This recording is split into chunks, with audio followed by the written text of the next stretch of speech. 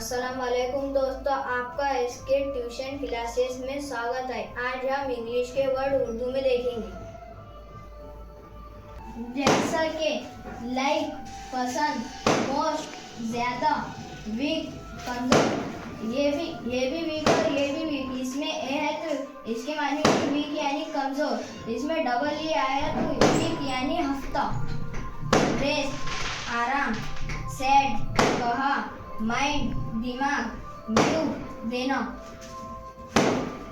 Beautiful खूबसूरत, interesting दिलचस्प, wonderful शानदार, जर्नी सफर, रीडिंग पढ़ना, पॉपुलर मकबूल, माउंटेन पहाड़, एग्जाम्पल मिसाल।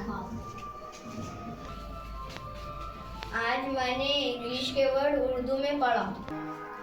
आपको मेरा वीडियो अच्छा लगा होगा, लाइक करें, सब्सक्राइब करें। बाय बाय, खुदा हाफिज़।